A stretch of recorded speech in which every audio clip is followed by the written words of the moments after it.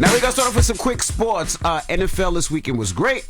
Rams beat the Panthers 34-31. Bears beat the Packers 31-27. The Bills beat the Jaguars 27-24. And the Eagles lost to the 49ers 23-19. The last game last night, which I missed, the Patriots beat the Chargers 16-3. And tonight in Monday Night Football, the Texans take on the Steelers at 8:15. I don't give a damn. Salute to everybody in Houston that listens to us in Houston. I don't care. I'm going to watch the game tonight. No, you don't. Yeah, I'm going to watch it. I'm watching a little bit of it. What's up, Mimi? Peace, Good Mimi morning, Brown. MB. Good morning. Good morning, Charlamagne and Jess. How y'all doing? Hey, Mimi. Good morning. Good morning. Okay, so we start this morning in Minnesota, where the city of Minneapolis, it is still reeling after a deadly ICE encounter and where tensions are only escalating. Now, Renee Good, she was shot and killed last week during an ICE operation. She was 37 years old. Now, federal officials, they confirmed the agent involved was part of a specialized ICE tactical unit.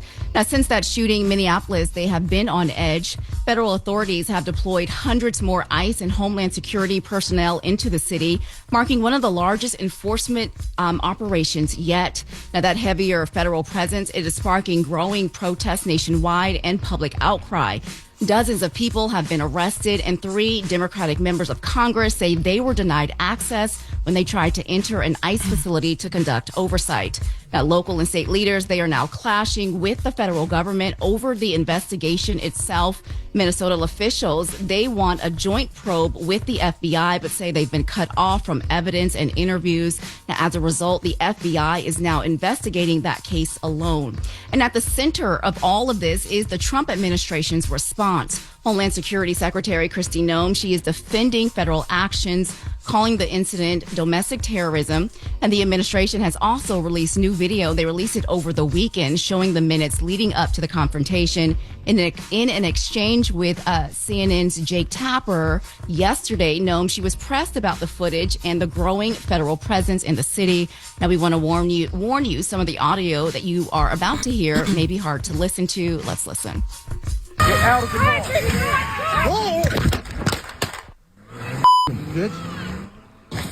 Is that Agent Ross's voice calling Renee Good a f***ing bitch? I can't determine which one it is, but it could be, sir. If you look at what the definition of domestic terrorism is, it completely fits the situation on the ground. This individual, as you saw in the video that we released just 48 hours after this incident, showed that this officer was hit by her vehicle, she weaponized it, and he defended his life and those colleagues around him and the public. What evidence are you looking at that so many other people around the country look at and they say, it looked to me, her tires were turned to the right, she was moving her car, and they see a woman trying to flee? Jake, I'm watching the videos. Other I'm people are talking watching to the officers. videos I'm getting and the coming facts. to a different conclusion. Everything that we've stated as the Department of Homeland Security and this administration has been factual, and I wish we would talk factually about what we see every day from these protesters, what they do, what they say, how they chant over and over, kill ICE, attack law enforcement, how they're trained to perpetuate violence against them and to stop the work that they do every day. I mean, it was domestic terrorism, but not from Renee Good. It was domestic terrorism from the ICE agent. And I mean, I wish Jake Tapper would have asked her, why are Republicans so hell-bent on getting us to believe that we didn't see what we all saw? Yeah, that new video was nothing different. It's not like it was it was just a different angle of the same nastiness and the same disrespect and the same killing. He called her the first a video. effing bitch after he shot and killed her. Yep. Yeah. Come on, man. The That's wheels what would that not video turn showed. towards him. Like it's oh my goodness, makes no sense. Absolutely.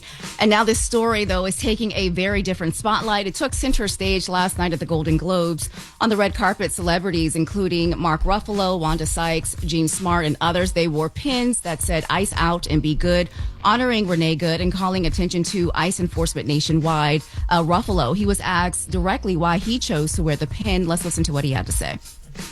For Renee Nicole Good, who was murdered. Listen, I want to pretend like this is, I want to be here to celebrate, and I am here to celebrate, and I'm proud to have a Golden Globe nomination. But also, this is not normal anymore.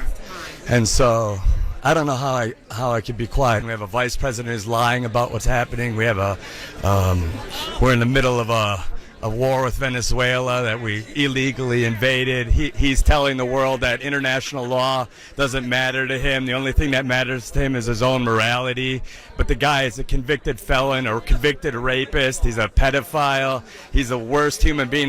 If we're relying on this guy's morality for the most powerful country in the world, then we're all in a lot of trouble. So this is for her. This is for the people in the United States who are terrorized and scared today. I know I'm one of them. I love this country, and what I'm seeing here happening is not America. Yeah. No, it but is not America. It's always been America. No, it is America. Yeah. And not everyone agreed with him on the red carpet. Bill Maher, he was also there. He was asked about the pens and the message that they sent. And very quickly, this is what he had to say. Oh, come on. We're just here for show business today. It was a terrible thing that happened, and it shouldn't have happened. And if they didn't act like such thugs, it wouldn't have had to happen. But I don't need to wear a pin about it. See, when he says they shouldn't have acted like such thugs, who is he talking about? Because the ICE agent was the one acting like a thug. Is he talking about Renee Good or the ICE agent? It seems that he is talking about Renee Good. I don't want to put words in his mouth, but when he said, we don't need pens, it just seems like that's what, who he was referring to. So just very, very different opinions out there on the red carpet. And just really quickly, too, the Trump administration, they have stopped about $129 million in federal SNAP benefits going into Minnesota. And so they want the state to prove that there's no fraud. So just seems like Minnesota is in the crosshairs right now. The Trump administration and state and local leaders, they say there's no evidence to justify that freeze, and they plan to take them to court. It's got to be oil in Minnesota. It has to be oil in Minnesota. I don't understand why is Minnesota ground zero for all of these things? My goodness. Yeah. All right. We'll continue to watch that. All right. Well, coming up at 7, millions of users, they receive an unexpected password reset on a popular social media app. We'll tell you which one, what it can mean for your personal information, and why it's raising red flags at 7. All right. Everybody else, get it off your chest. 800-585-1051. If you need to vent, phone lines are wide open. Again, 800-585-1051. It's the Breakfast Club. Good morning. Ray! Yo, Charlamagne, Envy, what up? Are we live? This is your time to get it off your chest. I got an indoor pool, an outdoor pool. We want to hear from you on the Breakfast Club. We can get on the phone right now. He'll tell you what it is. We live? Hello, who's this? Damn. Hi, this is Stacey. How are y'all? Good morning, Stacey. Stacey. How Happy are New you? Year. Happy New Year to y'all, too. I'm just calling because I haven't called in a while. I had to make sure my employee line still works. Oh. We haven't heard from you in a minute. How's everything? Yeah. Everything is cool. I've just been chilling, baking, doing what I do. Amazing. DJ Envy. Yes, sir. I heard the other day that you are going to be in Texas for the car show. So you already know. Everything's bigger in Texas. Yo, Charlamagne, we are twins. Because when he said that, I said, ooh, I know the boys out there are fine. Yeah. I don't know about the boys out there being fine tonight, but yes. That's not what I was going with. Okay, got it. Okay. That's not what I was even talking about. I don't know, but What the hell? yes, we are. That's a slogan for Texas? Everything is bigger in Texas? I don't know, but yes, That's what I heard. we're bringing the car show to Texas this year and back to the 757. And we got a couple other places to announce too. Yeah, but we will definitely let you know, Stacey, because you can go check out and see if the boys are fine.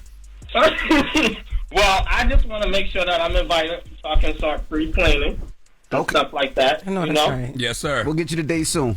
Oh, okay, got it. Oh, wait, Jess Hilarious. I meant to tell you, I was at the Brandy and Monica concert, too. Yes. I got a video of you and Loren LoRosa, and I didn't even know it. Oh, really? So we was in the same place. Yes. Hey, what was we doing? We was dancing, looking good, singing? Fighting to the boys' mind.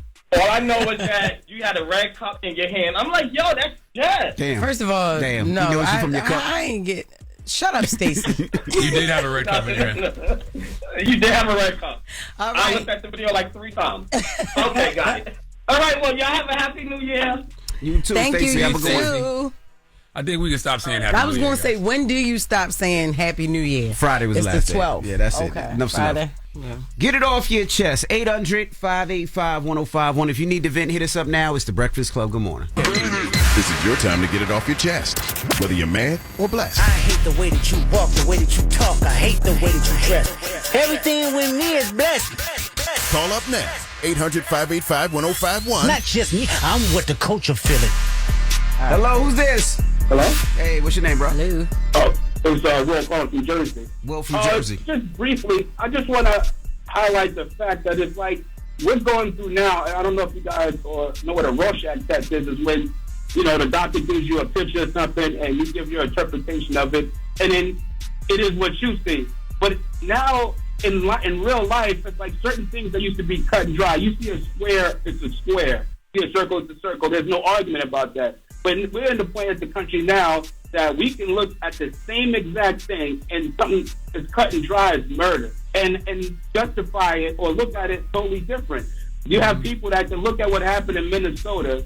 To most people, it would be like, okay, that was wrong. But then there's other people that can look at that same exact situation and justify it. And then some of those same people will look at what happened on January 6th, where most people will look at it like, nope, that was wrong what those people did. And there's other people that would justify it. And so if we're at a point in this country where we can't look at things that are basically absolute and not have the same opinion on this is right and this is wrong, and we all see that with the same vision, we're in trouble.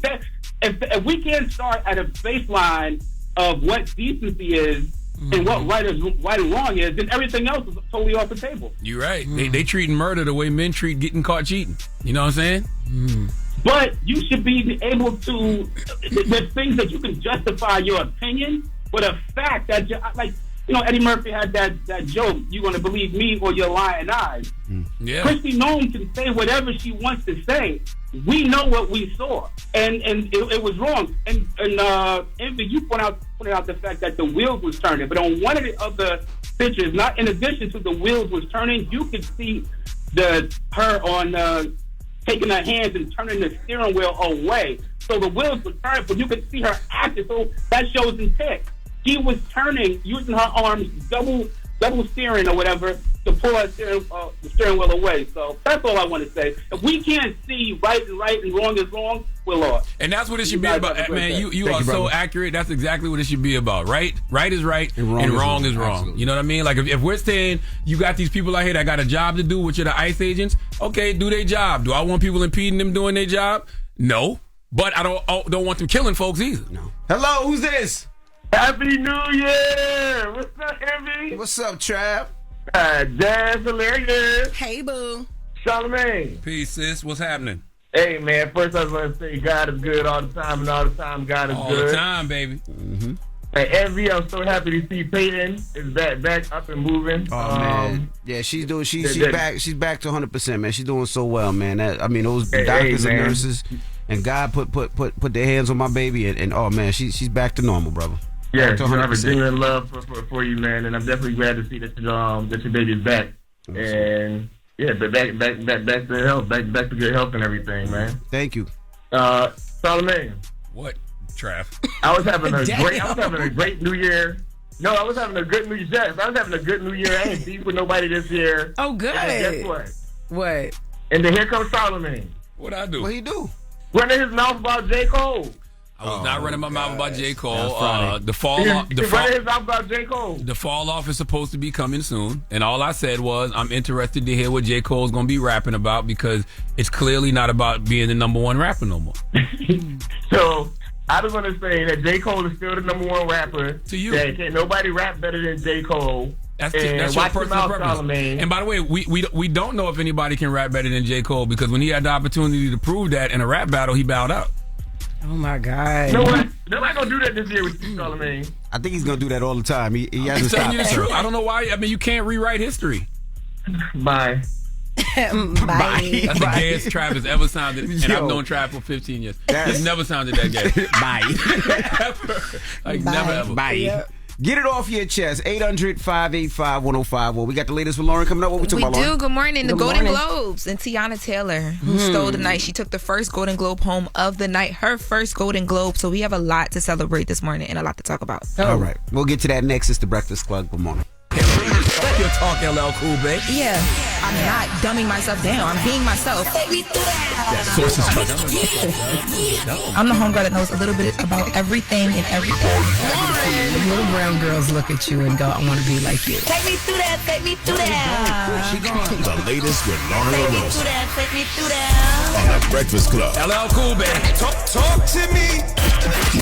Good morning, guys. Good morning. All right, so last night the Golden Globes went down at the Beverly Hilton Hotel in Beverly Hills, California. And listen, Teyana Taylor Tore down. What? First of all, I mean, the red carpet was amazing. Everybody looked good. Of course, Teyana Taylor looked amazing on the carpet, but she took home the very first Golden Globe of the evening, which is her first Golden Globe. She won for Best Supporting Actress for her role in One Battle After Another and gave one of the most emotional speeches of the night. Let's take a listen to Teyana Taylor. Oh my God, I almost didn't even write a speech because I didn't think I would. My babies are upstairs watching. Y'all better be off them damn phones and watching me right now.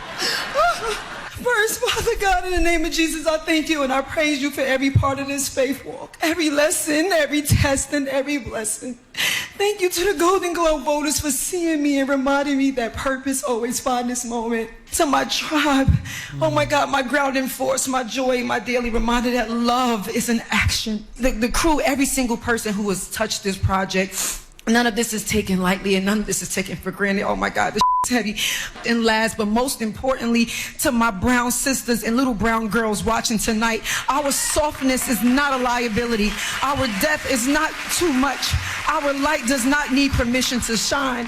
We belong in every room we walk into. Our voices matter and our dreams deserve space. Thank you so much, everybody. Dropping the clues bomb for TT. Salute to Teyana Taylor. She deserves it all, deserved. man. Well deserved. Teyana is proof that delay is never denial. Because everyone is always like, oh, Teyana's a star. When is it going to happen for her musically? Man, you haven't been paying attention to what she's been doing in all facets of entertainment. And the illest thing about Teyana Taylor is she is truly just getting started. Yes, and doing it on her own time in her own way. That's right. Let Like us you see. said, the dope thing is all God's facets. time. Yeah, it's true. acting, it's choreography, it's music, It's it's fashion. Directing. Yes. Like she's incredible in front of the camera and behind the camera. Like Teyana Taylor is just scratching the surface. I was so happy for her. I think the best thing too is last night when she won, I feel like a lot of the conversation, even just amongst the people I was watching it, was like we feel like we watched so much of her journey, so you feel the win. So shout out to her. We've been watching Teyana since she was 16. I know, from literally, like since a like kid. literally, like so it feels. I don't know, it just feels better, or not better, but it feels good. It feels like you've been able to see it from the girl. From the beginning. It is hilarious how people went from the Golden Globes got it right, yeah, TT, and then when Sinners didn't win nothing, these shows are trash. They never get it right. We gonna get there. Okay, so look. So here's the thing, because One Battle After Another took home a lot of the major awards yesterday. One battle after another. Yes. Did y'all see that? I didn't watch it. I didn't watch it yet. I watched it over the weekend. Yeah, not only did I see it, I hosted a screening for it with a whole cast cam. Oh yeah, we remember that. It's not better than Sinners. No, it's not. It's not. But it's a Well, really, really good movie to me. Yeah, so last night, Sinners did win. So they won Best Original Score, and then they also won Cinematic and Box Office Achievement. And we'll get to Ryan Coogler and his wife's speech after they won. But speaking to the snub conversation, people feel like Sinners should have won Best Screenplay, which was won by One Battle After Another, and that Ryan Coogler should have won Best Director for Motion Picture, which he lost to Paul Thomas Anderson, who did One Battle After Another. And that Michael B. Jordan should have won Best Male Actor in a Limited Series. Miles Canton was also up for something as well too. So people felt like, they did win some awards last night, but there was a conversation about should there have been more that they took home. Was Delroy Lindo nominated for anything? I believe. Let me double check that. guy, And while I double check that, let's take a listen to Ryan Coogler and his wife give their thank you for the Best Cinematic Achievement, which is basically them getting an award for actually bringing people back to the movie theater. Yeah. Thank you to our cast, our crew, agents, and reps. We created a very special community and family making this film, grinding every day, while many of us were away from our own families at home. Thank you for pouring into this story. You are all masters at your craft at the most elite level, and it was an honor to share this space with you, and this all belongs to each of you as well. I just want to thank the audience for showing up. It means the world. This movie was made by hundreds of people. We don't always, when we work in the film business, wear tuxedos and look glammed out. It's usually a grind. You know what I mean? We wearing like performance fishing gear, and we in the swamps. And it was an honor on this movie to know that it was getting a theatrical release. We didn't know that would show up, so we just want to say thank you that they did. It meant the world to us. Couldn't deny him that one. Original IP that made damn near $400 million at the box office. Yeah, Nikki Glaser in her opening monologue joked about how Sinners brought Warner Brothers back and brought people back to the theater for at least like a month. But to answer your question, Delroy Lindo, no, he's on the snub list. They talk about how a lot of fans thought that he would be a likely candidate for, some awards, and the awards buzz after the movie came out, and it did not happen as well. But yeah, I mean, it was a long night full of awards. They also gave out the first ever podcast award in that category, and Snoop Dogg presented that, and he said he was high as hell. Let's take a listen. Stop the music. Need y'all to loosen up a little bit. This is the double G's. The double G's is the Golden Globes, and you with the D-O-double-G. So make sure you enjoy yourself. Don't be no stiff biff. Move around a little bit. Best podcast is a very important category for me, because before a podcast, I was what you all listen to driving around in your cars. To you podcasters, y'all better hope I don't get in that game. Actually, I'm in that game to represent podcasts. It's popping right about now. Believe me when I tell you. Yeah, so it's toward. He didn't say he was high. He does say it. It's toward the end of the speech, but we don't have it in the audio. But he does say it. He's like actually about to announce some of the names, and he pauses, and he's like, "I'm high. Y'all had me here for too long." Like Lauren, joking. Yes. I just want you to know Snoop Dogg being high is not news. But I know, but will you say said this. it on the stage. It is news. No, it's not. The best podcast category was Hollywood rewarding Hollywood, because there's no way that Amy Poehler, Good Hang, was supposed to beat Mel Robbins. So that was a big thing too. Come on. Yeah, Smartless in that category. Dax Shepard, Armchair Caller, Expert, Daddy. yep. Like, Amy Poehler podcast hasn't been around a year yet. That was Hollywood rewarding Hollywood. It was created in March. That was a lot of people were having that conversation last night. Like, okay, so yeah, and no black podcast in the category, but that's a whole other conversation. Yeah, well, shout out to the people who did take home the wins, and hell yeah, Tiana Taylor and everybody else. But we'll be back next hour, and in the next hour, well, I do want to say though, I understand all the snub conversations, but I realized a long time ago, if I haven't seen every movie in the category, I have to shut the hell up. Yeah, because I've been saying that for the because longest. how do I look saying something got snubbed when I didn't that's see the how other I felt films? with the whole one batter after another versus Sinners. I was like, dang, I wish I watched it. I didn't see those two. I just saw that on streaming. I haven't seen those. So yeah, like I said, how does somebody say, well, you've been snubbed if you haven't seen all the movies, if you haven't seen all the actors acting? Now, how do you say it? Of course, you're gonna say you like a movie in my better, but personal opinion, Sinners was better, right? Yeah. But one battle after another was it was still cool. I didn't really like it. It was cool. Okay. No, it was cool. What about Wicked? Yo, did Wicked win anything? I saw Ariana. Hold on, I didn't see Cynthia, but I just saw. I know that they got called out in the monologue for being a film that's just here to make movies. And remember last week when you thought I was playing and you asked me what's a good TV show to watch, and I said The Studio? Yeah. The Studio won a bunch of stuff as well, too. too. Studio is hilarious. He definitely did tell me to watch that. Yeah, so now I really got to watch it. Cool. But no, Wicked didn't? All right. That would be surprising. Oh, that is the latest with Lauren. I can't answer that definitely, Jess. Okay. When we come back, can we play some Tiana Taylor too? We should. All right, let's do that. It's the Breakfast Club. Good morning. Front page news is next. Morning, everybody. It's DJ NV, Jess Hilarious, Charlamagne the Guy. We are the Breakfast Club. Let's get back in some front page news. Now, quickly in sports, NFL was great over the weekend, man. A lot of great games. The Eagles lost to the 49ers 23-19. The Bears beat the Packers 31-27. The Rams beat the Panthers 34-31. The Bills beat the Jaguars 27-24. The Patriots beat the Chargers 16-3.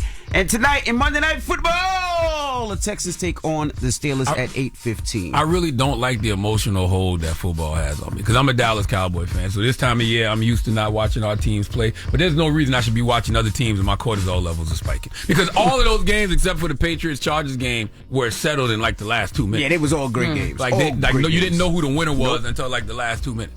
Yep. When the last time you felt like that about your team? Every game, because we beat. That's the story of our life. It's never in the playoffs though. No, I'm saying, is it ever close with the Cowboys? Or are they ever about those games? Okay, cool. They just don't go that far. They don't go to okay. All the time. Got you. Well, what's up, Mimi? Good morning, MV, Jess, Charlamagne. How y'all doing? Hey, girl. Hey. Hey, good morning. So we start this hour with a move that could directly hit your wallet. President Trump is floating a temporary cap on credit card interest rates. So the president is calling for a 10% cap on credit card interest rates for 1 year starting next week, January 20th.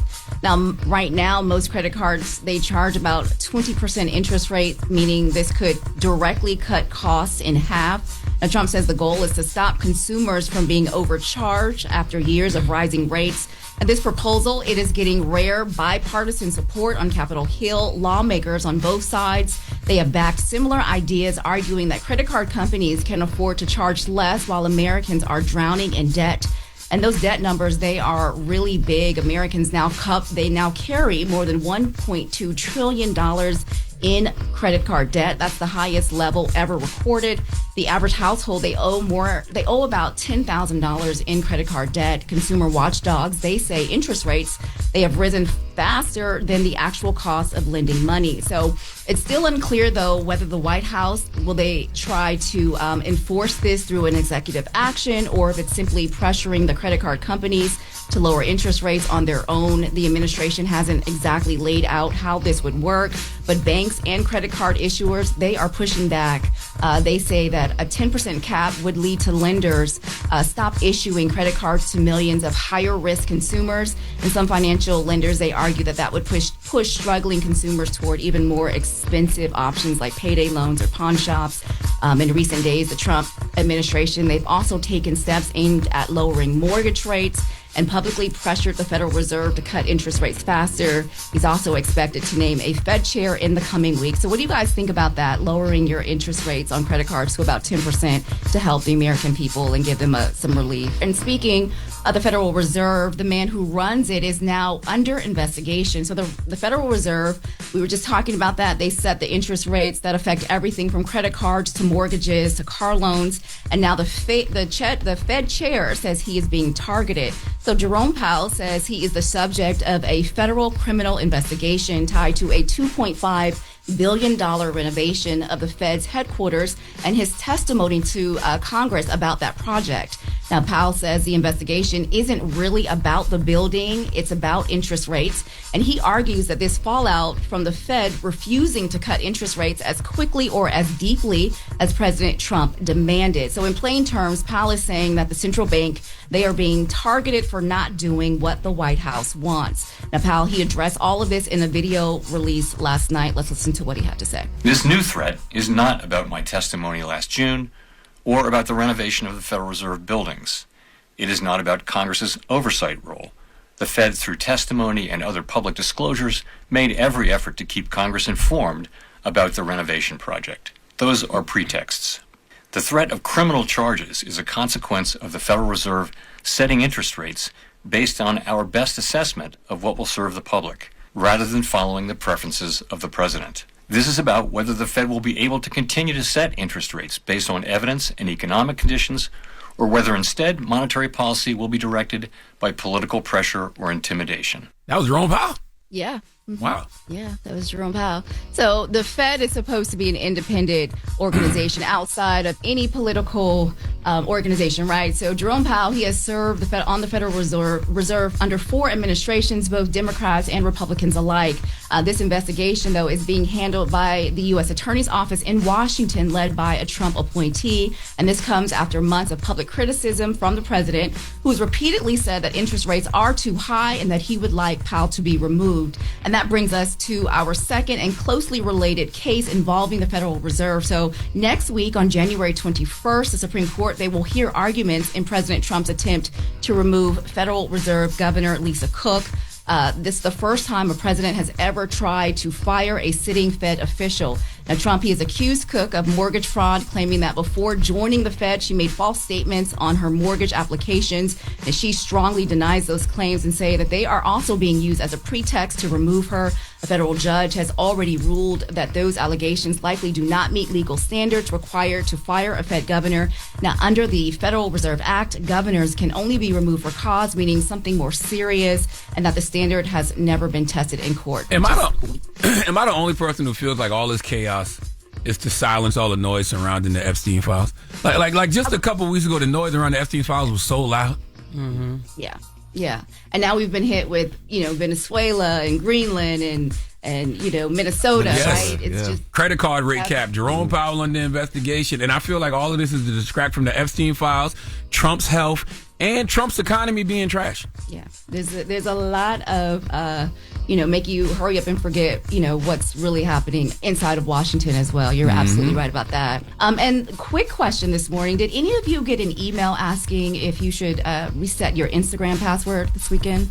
No, I don't think I did. No, I used to get them a lot though. Every once in a while, like once every couple of months, I would get one of those. I just ignore it. Wow, what is going on, Mimi? What happened? Yeah, well, I'm glad you asked, Jess, because millions of Instagram users say they received sudden password reset emails over the past few days. So Meta, which is Instagram's parent company, says there has been no data breach, but that users are saying that there has been a data breach, and cybersecurity experts say that there is, and a hacker, they are also saying that there is, right? So a hacker is taking responsibility for accessing data tied to as many as 17 million Instagram accounts, claiming personal information was exposed. So that includes usernames, phone numbers, email address, and in some cases, physical addresses. Now, a cybersecurity firm that tracks activity on the dark web says that data appears to come from an Instagram system exposure dating back to 2024. Now, that data has surfaced online and is being shared, which could explain the sudden wave of those password reset emails. A lot of people said that they received them over the weekend, but Meta says that there is no data breach and your accounts are secure. And that kind of leaked information, it could be used for phishing scams. So the advice for security experts is simple. They said if you get one of those emails, do not click the link. Instead, go directly to the Instagram app, change your password there, and turn on that two-factor authentication notification. So that way it adds an extra layer of protection. So even if someone has your password, they cannot get in. You can also check from there what devices are logged into your account and remove anything that you don't recognize. So that was big news over the weekend because a lot of people said that their Instagram accounts were hacked into and they were receiving those notifications to reset their passwords. Wow. All right. Yeah. Thank you, Mimi. Mimi say hacker with the hard R. Mm-hmm. Hard R. Hacker. Hacker. All right, y'all. Well, that is your front page news. I'm Mimi Brown. Follow me at Mimi Brown TV. For more stories, follow the Black Information Network. Download the free iHeartRadio app or visit BINnews.com. Thank you, Mimi. Thank you. Thank you. All right. Now, when we come back, Fetty Wap will be joining us. We actually did this interview on Friday. Less than, 48 hours since he was released from prison. So we're going to talk to Fetty Wap. If you haven't heard it, we're going to get it on next. It's The Breakfast Club. Good morning. Morning, everybody. It's DJ NV, Jess Hilarious, Charlamagne the Guy. We are The Breakfast Club. Loren LoRosa is here with us as well. We got a special guest in the building. Yes, indeed. Welcome home, ladies and gentlemen. It's Fetty Wap. Welcome. Yeah, man. What's up? How you feeling, brother? I feel good, man. You ain't missed no push-ups, been eating your protein. Like you was taking full advantage of that time, huh? Yeah, a couple chicken packs and tunas and all that. See what I'm saying? How are you, first of all, brother? I'm blessed, man. If I could sum it up, I'm just blessed, man. I feel good to be back. Sleep in my own bed, eat some real food, see the family, get all that love, and see everybody just happy to see me like I'm happy to see them. So it feels good. I'm definitely blessed for that. Do you feel like you need to get right back to it? Or do you want to just adjust and be human first before you got to get in the artist Fetty Wap mode? Are we allowed to do that? No. Yes, you are. So. You're allowed to, but not, you would have to make that decision for yourself. Yeah.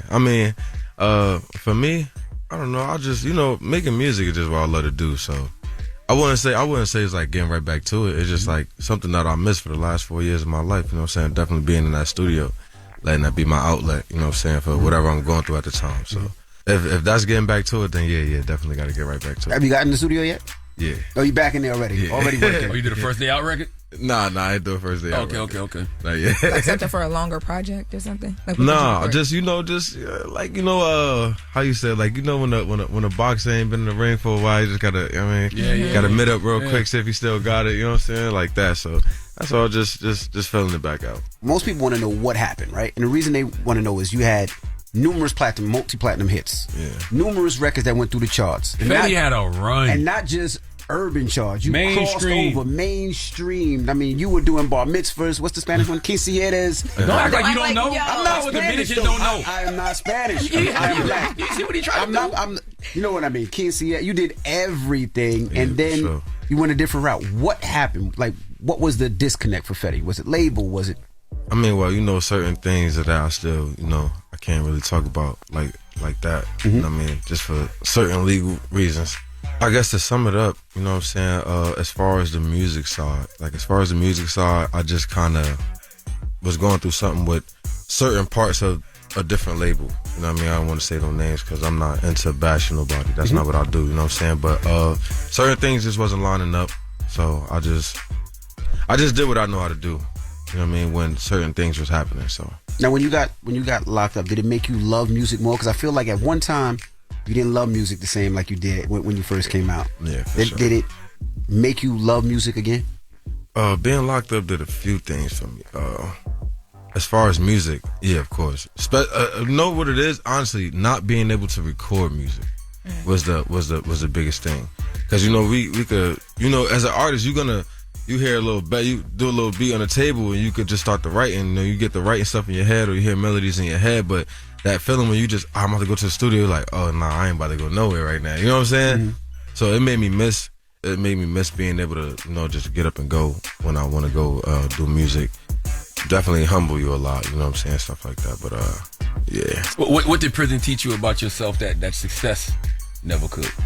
What did prison teach me about myself? That success never could.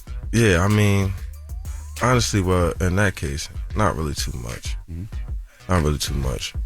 It just made me understand certain things in life.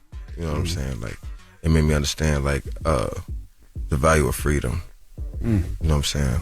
I don't think a lot of people understand how blessed they are to just wake up and do whatever they want to do. Mm-hmm. Well, let's slow you down from. I've seen interviews where you I go to the store, it'd be 20 of us, everybody gets an Averex, and then everybody gets a pair of jeans, and then everybody gets a shirt. Will that stop you from doing that? Were those 20 people still there when you were locked up, or you realized, damn, they ain't there for me like that? Yeah, nah. Yeah, that'd definitely. The crazy thing is, if they were there, it'd probably be the same mentality. No exaggeration. You know what I'm saying? If they were there, it'd be the same mentality. I'd probably be, let's get it. Like, we back on. You know what I'm saying? But, when you behind that wall, man, everybody show you who they are. You know what I'm saying? You on their time now. Mm-hmm. You know what I'm saying? And you got to just take it how you want. You know what I'm saying? You on their time. So, if they don't feel like doing it, it's done. And if they don't do it, well, he ain't coming home no time soon. Was the industry there for you when you were locked up? The industry, like who? Artists, label, people, family included. Family? Yeah, my family was there. Industry? Not too much. Not too much. Nah, man. Let me see. Coyle Ray, 50 Cent, Chief Keef. How though? And in what way? Like when you say they were there for you, what was it? Each of them.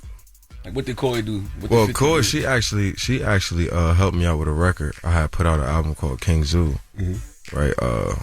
And she featured on the record. She did a whole TikTok thing for me. She just did it off the love. Like, it was like, all right, Fetty, I got you. Don't worry. Like, you know what I'm saying? And she pushed it as if it was her own record. So like things like that, I don't even know how to thank her for that. You know what I'm saying? Because she didn't have to do that. She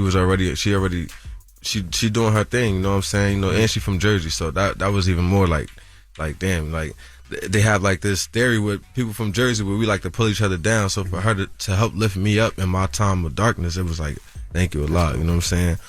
I'll be out too, you know what I'm saying? I'll be out, man. You said 50, what did 50 do? So I don't even know where to start with him. 50 did a lot for me. You know what I'm saying? He from day one, it was like he reached out like, yo, whatever you need, just holler at me. You know what I'm saying? And I'm like, all right. And then it was like, where this money going? I'm like, what? Like, you know what I'm saying? I ain't used to that. I'm used to it's always the other way around. You know what I'm saying? Send me the money here, yeah. Yeah, so it was just like, it was nothing. Like, whatever I needed, he was right there. Like, he answered the phone. He didn't shy off. You know what I'm saying? All the way down to the time I'm about to come home. He said, yo, how you getting home? And stuff like that. You know what I'm saying? So, if anything, like, as far as financial and like mental like help, he was probably there the biggest. Yeah. I know 50 was like helping you diversify like income and different things like that as well too. What were the conversations like about when Fetty Wap comes home? 50 Cent is giving you what advice of like, here's what you should be doing business wise because the industry has changed so much. Hey yo, stop f***ing up. You know what I'm saying? You should have never stopped making music. Like, you should have kept going hard. Like, you know what I'm saying? That's 50. 50 going. He gonna say what he want to say. Like, you know what I'm saying? He ain't got no filter. So it was good. It was everything he told me. It was just like, you know what I'm saying? Just get back to it. Like, don't waste no time this time. You only got this my last chance. You know what I'm saying? However that sounds to people. But, you know, if you in this industry, you know what that means. You know what I'm saying? So you gotta make it count. I remember the interview you did with I think it was Academics before you had went in. Yeah. And you was talking about, you know, going broke. What did going broke after making multi-millions of dollars teach you? See, that's crazy because, you know, that was like clickbait. You know, if you actually rewatch the interview, I never said that I was going broke. I just said it was slowing down. You know what I'm saying? It's a big difference. Said you throw your money up, baby. Yeah, it was a big difference. Nah, I was just basically like saying I was telling him how I felt the transition from being 2015, 2016 Fetty Wap to being 2017, 2018 Fetty Wap. You know what I'm saying? So it's just like, I guess the way they broke it up and like put it together, it was like, damn, like, but I get it though. You know what I'm saying? Like, it is what it is. But you blame yourself for that at all? What, that transition? The transition from 16 to 17. Yeah. Why? For the most part, man, I just, you know what I mean? I was young, man. I was real young. I was young, hot-headed, and you know what I'm saying? I was just pro to guys, man. Like, you know what I'm saying? Like, if it ain't me and my ain't nothing. You know what I mean? Straight like that. You know what I'm saying? And, you know, I didn't show up to a few things. We ain't gonna talk about that. But nah, truthfully, man, I just, you know, I had to grow up, man. You know what I'm saying? Like, I was young with all that money, man. Like, just having fun, making sure everybody eat and making sure everybody, you know what I'm saying? Like, everybody shining like how I'm shining. You know what I'm saying? They told me a story the other day. Actually, they said you pull up to a sneaker store in Patterson, right? Sneaker Palace. You pull up there and you buy 50 pairs of sneakers. Yeah. And it'd be like you'd have 10 of your cars outside. Yeah. And somebody driving a different car, and y'all would all get in and just drive to Atlantic City and gamble and go on a party all night. Yeah. And nobody else paid for everything. And it was like Fetty would pay for everything. They said they did this damn near every week. And then there'd be a time where you didn't like to fly because they were like, then you would drive to Atlanta. I'm scared as hell of flying. Even now? Yeah. Damn. Oh, trust me. The last time I was on the plane before I came home, I was shackled, ankles and wrists. And I don't like that. Yeah. That's another thing. Like, I kept telling myself, I said, look, man, first class. They let me out right now. You can put me in 52F in the middle seat. Hey, y'all good? we everything? You know what I'm saying? Get a little bag of peanuts, some like. Nah, you too big now. You can't sit all the way back there. No, yeah. Nah, they made the plane small in the back. They trying to make more money. It's more seats. Your shoulder's too big for that at this point. Yeah, man. So what was the hardest truth you had to face while you were locked up? I lived in my truth, man. Like, I don't know. I just, you know what I'm saying? Like, where I come from, I'm from Patterson, bro. You know what I'm saying? I'm from Patterson, New Jersey, man. Like, you know what I mean? You make your bed, you gotta lay in it. So, it wasn't, when it happened, it was like, all right, whatever. Like, let's just get this shit over with. You know what I'm saying? Like, it wasn't like, damn, I wish I could have did this or did that, because I did it once. And that's what I chose to do. I knew the consequences. I knew what was going to come with it. So that was that. Do you think you understand the lesson God might have been teaching you? Yeah. You know it for sure. Yeah, for sure. You want to share it, or take advantage of your blessings while I'm giving them to you. You know, this time I'm gonna show you what can happen when you keep playing around. You know what I'm saying? Next time might not be so lucky. Are you staying away from Patterson, or you not No. moving? You out of Patterson, or are you going back home? Of course. Yeah. You don't have to. I feel like that theory is flawed. What you mean? When they say, oh, if you go back home, this could happen, that could happen. It only happens if you allow it. If you're a weak man, weak gonna happen to you. You know what I'm saying? When you stand on business, stand on business. You know what I mean? So I don't follow crowds. I lead them. You know what I mean? I wasn't the Remy boys. I'm Fetty Wap. Like, you know what I'm saying? Like, you understand what I'm saying? No disrespect to my guys, but yeah, I'm not the follower. I'm the leader. Have you spoke to the guys? Yeah. I spoke to a few of them. I spoke to the ones who spoke to me when I've been down. Did you have to forgive yourself for anything in order to come home free, just mentally?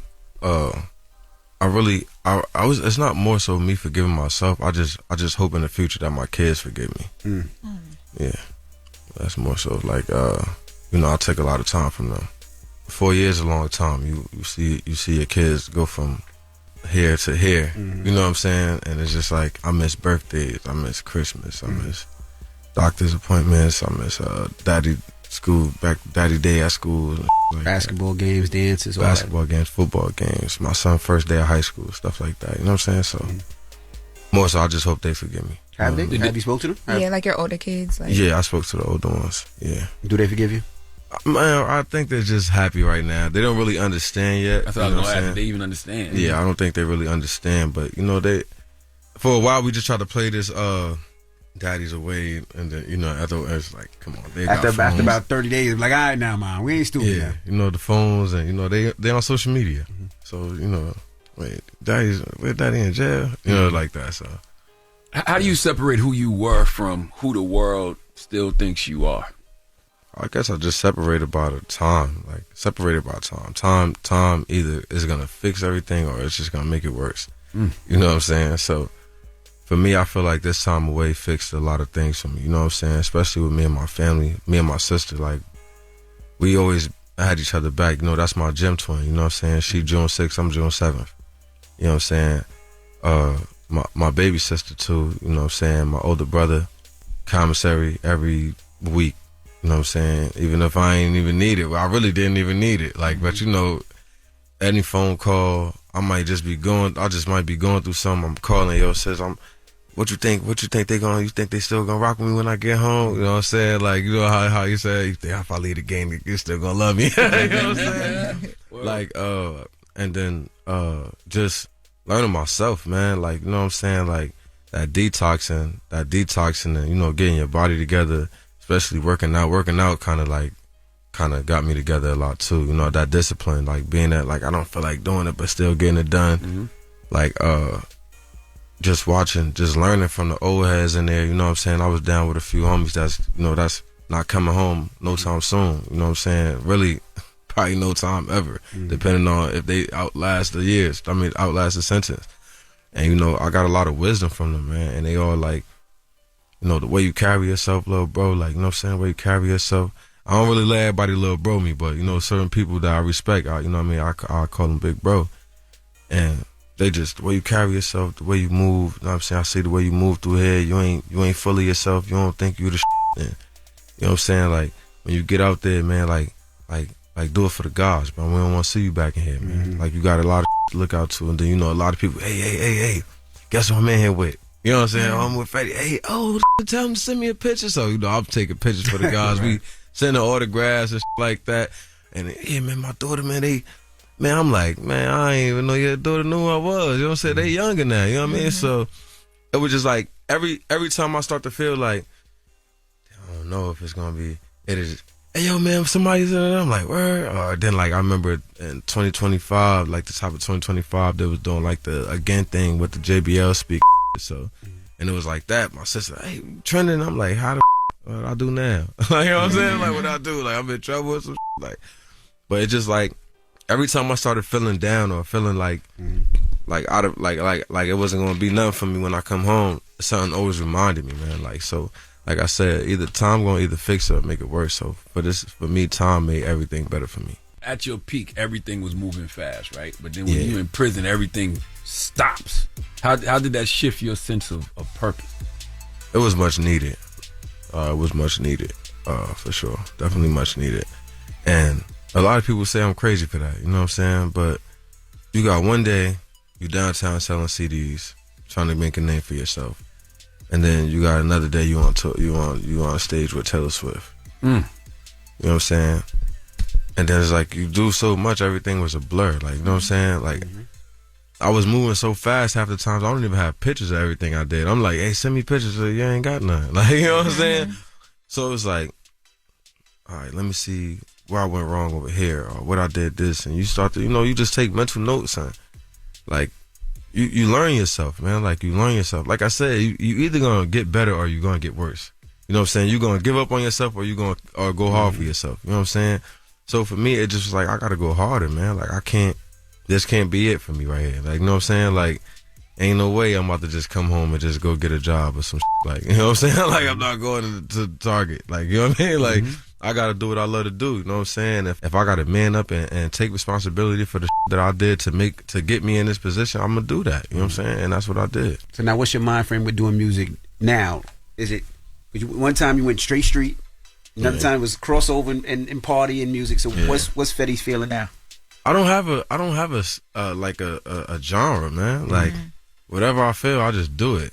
You know what I'm saying? Like, I don't really have I don't want to be in a box. Yeah, like, I don't want to be like that guy. You know what I'm saying? If it sound good, if it feel good, I'm going to do it. Like, it's all up to the people's reception of it, of course. You know what I'm saying? But I don't try to just stay. You know what I mean? Because what I feel like personally, I feel like when you become a certain kind of artist, you have to follow a certain kind of movement. You know what I'm saying? So if you're a gangster artist, you got to be a gangster all day. If you're a trap artist, you got to really trap about this. You know what I mean? You got to really know what you're talking about. If you're a pop artist, you know what I'm saying? You can't be, you know what I mean? Like, you can't, certain things you do, like, but with me, it's like, you know, even when I'm in prison, you know, a lot of people listen to the songs and they like, ain't no way this is the same dude that's singing these songs. Like, you know what I'm saying? Just by the way I carry myself, but then it's where I come from. You know what I'm saying? A lot of people misconcept the artist for the person. So they thinking like, oh, he's singing and, you know what I'm saying? He probably this way. And then yo, what's good? What's popping? Where the guys at? What? This Fetty Wap. You know what I'm saying? Like, so for me, I don't want to be in a box. I just want to be a great artist, man. Trying to follow these songs was damn near impossible. I'm stressing myself out trying to make another 6, 7, 9, try to make another My Way, try to make another Trap Queen. It's like, this not gonna happen, bro. It is what it is. You know what I'm saying? And the way they built, like the way that the songs are hyped up, like I can't. It's like, you know what I mean? It's a lot of people don't get a Trap Queen record. So trying to follow that is like damn near impossible. You know what I'm saying? I'm not saying it is, but that's tough, man. Like that feeling, like the I was going through at that time. You know what I mean? I wasn't going through that no more. You know, like a lot of that plays a role. And you know, I like a lot of things I'll be saying, like, you know, when you follow an artist from the beginning and once they pop, you kind of like, I don't know what the hell you talking about. You know what I'm saying? Like, I don't relate to that. And it was like the same thing happened with me. You know what I'm saying? It was just like, when we doing Trap Queen, this is real shit. Like, man, like, you know what I'm saying? We outside. You know what I mean? We looking through the little, we looking through certain thing. You like that, Limpy? I like that one. If I could get this one, I would get it in this color. You know, we like that and then it went to, which one of these you want? You know what I'm saying? All right, we're going to take both of them. You know what I'm saying? Like, life changes, so experience changed, so music changed. From the Fetty Wap album towards the Butterfly Effect, you know, I was going through a lot of personal things was happening. So when the Butterfly Effect, it was more so me telling my story than trying to make a hit record. Gotcha. Coming back to music, what do you focus on? Because people want the hit, but you got a lot of life to talk about at this point. It's been years. I mean, honestly, I don't feel like that's important. Like I did my time. You know what I'm saying? I did my time. It's a lot of rappers that went to jail. I mean, I hate to say it like that. They came home and, you know what I'm saying? If they chose to talk about their jail shit, that's them. You know what I'm saying? Like me, I did my time with the guys in there. You know what I'm saying? And they all, bro, leave the shit behind you. And you walk out, leave it here. You know what I'm saying? We trying to see you on TV. Everybody listen, I'm gonna tell y'all something in jail. There's 3 things that you don't turn the TV from: sports, news, love, and hip hop. That's just the 3 things in jail you don't turn the TV from. Something might happen to you. You know what I'm saying? But you know, that's just, we want to see you on TV, bro. We trying to hear you on the radio. I know when, bro, like, get 20 days. I want to hear something new on the computer. You know what I'm saying? Like, that's the type of motivation I was having. So I don't to come home and to talk about that. It's pointless. I did my time in it. You know Is it possible though? Like, because I'm wondering, like, will your writing change now that you've lived such a real life consequence instead of success, I guess? I wouldn't say it'll change, I guess. It's always going to change, especially when you're trying to be creative. But more so, I just feel like I appreciate music more. I appreciate life more. Like just checking out, going to 7-Eleven for a bottle of water. You know what I'm saying? Like I appreciate everything. Just to even just sit here without, you know what I mean? Visit over. You know what I'm saying? Like that. You know what I'm saying? For real. So, you know what I mean? You watching your people walk out the sign, you looking at that exit sign like, damn, I can't wait till it's my turn. You feel what I'm saying? So it's like, I just appreciate everything, man. Like I'm never gonna forget it. You know what I'm saying? I ain't gonna never forget it, but I'm not trying to make that my focal point. Like, you know what I'm saying? I don't want nobody to feel bad for me. I'm known for we gonna have fun. When these come on, everybody wanna grab it. Damn, I remember what I was doing at this time. I'm trying to keep that. Yeah. I don't want that, oh, he talking now. I lived this for real. Like, and if anybody that was locked up with me, they'll tell you, like, bro stood on business. Like, you know what I'm saying? I wasn't in there playing around. You feel me? So it was just like I'm chilling. And I know it's only been 48 hours, but you know, what conversations with your kids have you had that just hit different? My son's funny as hell. My oldest son, he's funny as hell. Yeah, he's yo, I'm your height now.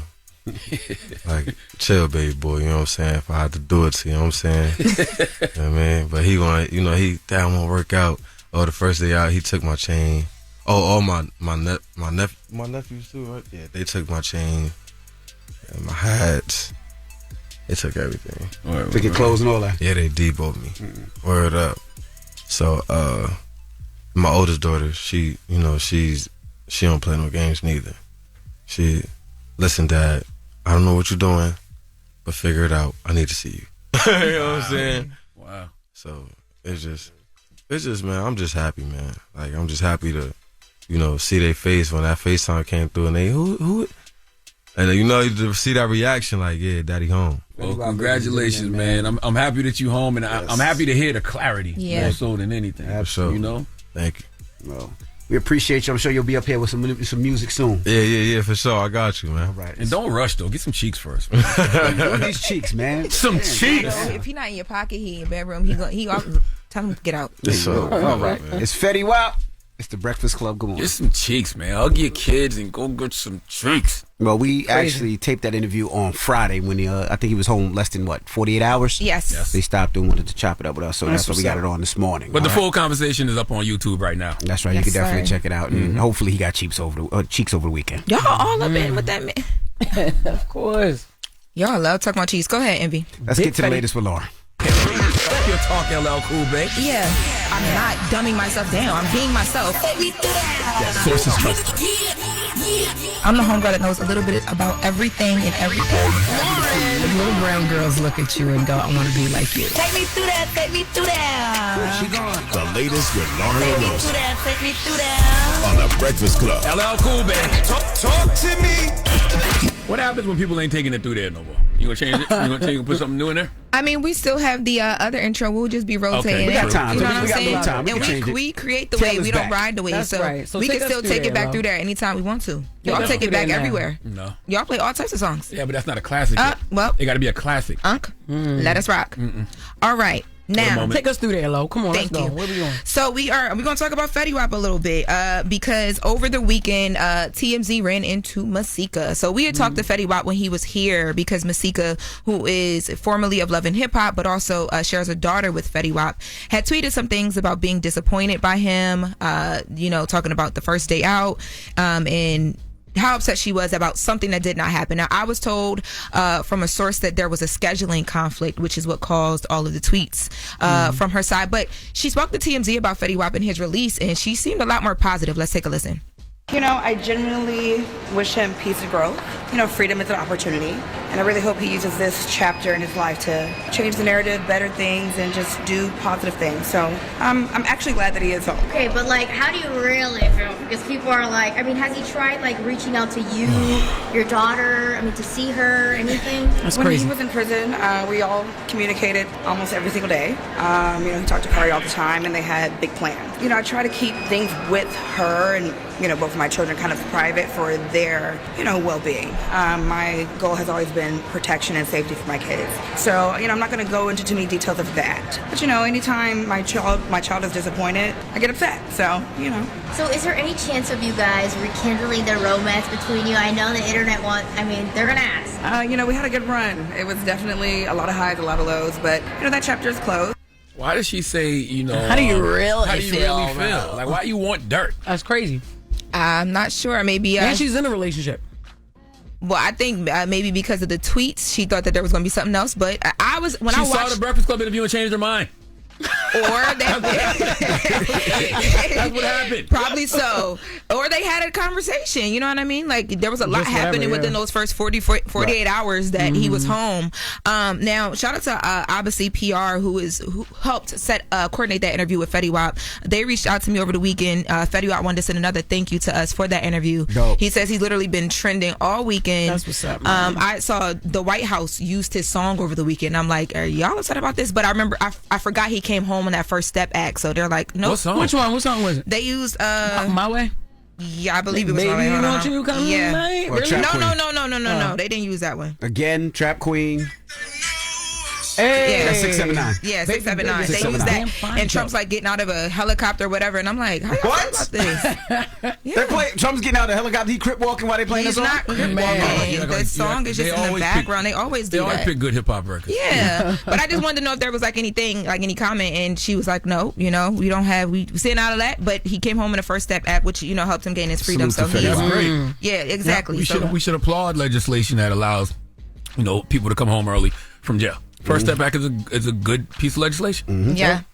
And in other news, speaking of not coming home but avoiding jail time, Boosie. So Boosie went live over the weekend to just talk about the fact that he won't be going to jail. So we've been waiting for Boosie's sentencing to happen, and it went down, and he was ordered to 3 years of supervised release. Now this ruling makes it where he won't have to do any jail time, even if he doesn't get that pardon from Donald Trump that he's been asking about. He won't have to do any jail time. But Boosie, was kind of celebrating and telling us he's about to celebrate. Let's take a listen to Boosie. I'm back. I give all praise to God, man. I knew it the whole time. I've been telling y'all. Hey, I'm blessed to have my freedom on. It's time to turn up now. Couldn't do a lot of because of this situation that I was going through, but I got 3 movies ready. I got probably 7 albums ready.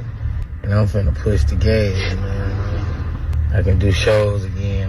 2026, we lit for 2026. That's what's up, Boosie. Salute to Boo. Boosie. Yeah, the power of the tongue and the power of a good attorney is very powerful. Because when Boosie was hit, Boosie said, I'm not going to jail. Was positive the He whole said, time. do not speak that at all. Yeah. Yes. Even when it didn't look good. Last week they said they were advising 4 years. The judge was thinking 2, and the fact that he got none. Salute to Boosie. Yeah, 100%. And as we wrap, Rihanna gave some love to Clarissa Shields. She says she is. Yeah, she says she's very Clarissa Shields about her man A$AP Rocky. Now this happened because there was a meme that was posted of A$AP and Rihanna, and you know how they all touchy feely wherever they're at, and like a couple. Yeah, very much so. Yep. Very much in love every time you see them. But Clarissa Shields responded to this. Let's take a listen to Clarissa. Rihanna knows money. I'm crying like word. Yo, when I seen that, like I went to the gym today and just did gym, ran this morning. Not really motivated to run this morning, but I went, I ran, I came back, and then it's like wow, my phone started going crazy, and they're like, oh my God, look what Rihanna said, and my heart dropped because I'm like, not Rihanna feeling how I feel about Pep, how she feel about A$AP. What? I love Rihanna. Like that was just so dope. It kind of makes me just it just shows me that I'm on the right path. You know what I'm saying? Like that's really nice and beautiful, and I'm just honored and happy that she even know my name. I mean, we all somebody, but Rihanna not saying everybody's name. Period. I They can love leave her Clarissa, alone. y'all. Love her. They still won't, but I love her so much. Yeah, Rihanna says she's Clarissa Shields type going about him, talking about A$AP Rocky. Period. Yes, and in the next You feel hour. that way about your man? Oh, yeah. Don't Take ask her him. through that. Don't Take her ask him through how he that. want his ex. I know exactly how you want him. You feel that way about your husband, Chris? I mean, Jess? Absolutely. Okay. What's that? Like, duh. Why you ask us that? I'm just asking. You feel that way? About your wife? You feel like you feel that way about your wife? I know you do. Absolutely. Do you and Envy feel that way about each other? Yes. Yeah. Taking each other through there. Period. Well, coming Yeah. up in the next hour, I told you guys about the dismissal for the Salt and Pepper lawsuit, and that I was like, there's going to be more coming. So I talked to Salt from Salt and Pepper, and they plan to appeal. We're going to talk about it in the next hour. Coming up in the next latest. All right. Charlamagne, who you giving your donkey to? Man, for after the hour, we need United States Secretary of Homeland Security, Kristi Noem, to come to the front of the congregation. We would like to have a word with her, please. All right. We'll get to that next. It's the Breakfast Club. Good morning. Ladies, this is a miracle. There is no question that there are problems in this country between police and community. Yes, you are a donkey. The latest on that police killing of a black man. Now to new developments in the deadly spot shooting rampage. And yesterday was a really bad day for him, and this is what he did. And so we are in a state of emergency. Okay, white supremacist violence is and always has been the number one threat to our society. But I'm also very proud that my wife is white. To the Breakfast Club, bitches. All right, Charlamagne, please tell me, why was I your donkey of the day? Well, donkey of the day for Monday, January 12th goes to the United States Secretary of Homeland Security, Kristi Noem. Now, I think by now we all are familiar with the tragic murder of Renee Nicole Good, okay, a 37-year-old mother of three who was shot and killed by an ICE agent named Jonathan Ross. Ross can be heard on his cell phone video calling Renee a effing bitch. Okay, after shooting into her truck as she turns away from his direction. Now, what we have seen since this incident has happened, before there was even a formal investigation started, we saw Republican lawmakers, we saw the president, Donald Trump, we saw the vice president, J.D. Vance, we saw right-wing media like Fox News, we saw Kristi Noem all rush to demonize Renee Good and justify her being shot and killed by Jonathan Ross. Okay, literally they are trying to convince the American people that we didn't see what we all saw. Okay, one of my favorite sayings is, don't pee on my head and tell me that it's raining. Okay, it's one of those sayings that makes so much sense, but actually doesn't make any sense, because don't pee on my head should be a complete sentence. All right? The fact that I would even have to say that anywhere at any time is troubling. Don't pee on my head. But if you do, don't tell me it's rain, because I smell the asparagus. That is what this administration is currently doing to us, okay? Peeing on our heads and telling us it's raining. But yesterday, Kristi Noem was on State of the Union, and Jake Tapper asked her point blank, I'm wondering if you're not doing a disservice to the officer Jonathan Ross by reaching a conclusion before the investigation takes place. And Kristi Noem started dancing like she was doing a TikTok video. Let's listen. Those are law enforcement officers being physically attacked. By this standard, would any of those officers be justified in shooting and killing? Nope. Other one, right? Stop. The other one. That was a bad one. Good. Is that Agent Ross's voice calling Renee Good a f***ing bitch? I can't determine which one it is, but it could be, sir. If you look at what the definition of domestic terrorism is, it completely fits this situation on the ground. This individual, as you saw in the video that we released just 48 hours after this incident, showed that this officer was hit by her vehicle, she weaponized it, and he defended his life and those colleagues around him and the public.